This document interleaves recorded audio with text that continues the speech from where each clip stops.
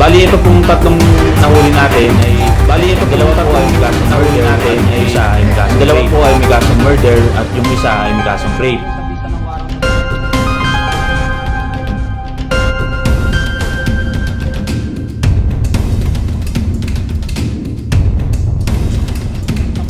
Kay alias sa Totong na nahuli natin sa Montalban Rizal. Actually ito pong tao natin sa Montalban Rizal. Actually ito pong tao sa tulong na rin ng intelligence section ng sa tulong na rin ng intelligence section nila tong high value individual. Ay lista nila to. At itong subject na ito ay talagang kilala sa loob ng Aroma. Talagang kilala sa loob ng Aroma. Involved dun sa murder na nangyari sa Aroma Compound, sa murder na nangyari sa Aroma Compound. Kumakain habang pinagbabaril siya nung grupo. Kung si alias Totong nagtago po sa Montalban Rizal, dun po natin siya nakuha sa through our informant. Karapatan mo rin magkawalang ibok. Sabihin sabi na pwede nyo dito laban. Bukod sa isa ng mga uban. Ikaw may karapatan kumuha ng sarili ng abogado. Kung wala kang kakayanan itong pagkakalupan ng pinari, nandiyan mo ba? Kung wala kang kakayanan hindi, paano nga lang? Paano nga lang? Ang isa po natin nahuli sa kasong murder pa rin to ay si alias Samsam naman sa grupo rin ng drug group sa bandang area ng Garcia sa bandang Garcia. Meron po siyang mga kina-involve na shooting incident. Meron po particular po itong nakaraan lamang incident sa area ng Tondo kung saan pinagpapatay nila base na rin sa mga information gathering na yung isang tao sa loob ng computer shop.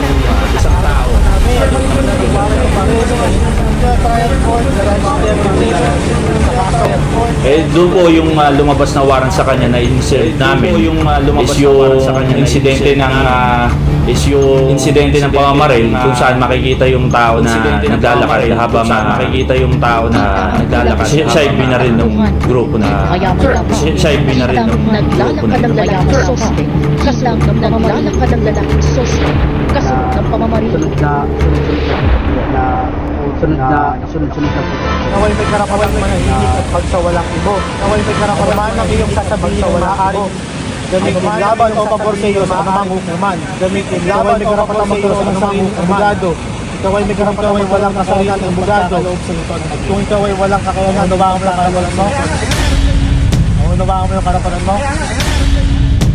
Manual po dito yung isang most wanted person naman sir sa Gandagan kami. Most wanted person naman sir sa Gandagan.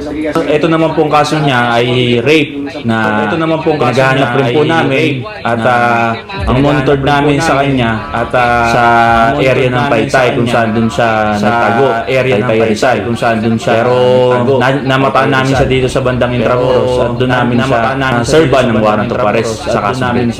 Serban ng warrant of arrest sa kasong rape. Ang bibigat ng mga na-arrest ko sir, dalawang bigador. Ang bibigat sa mga na-arrest ko sir, dalawang bigador. At isa nakapagbigay kayo ng justisya.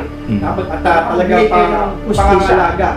At talaga safeguarding sa mga safeguarding.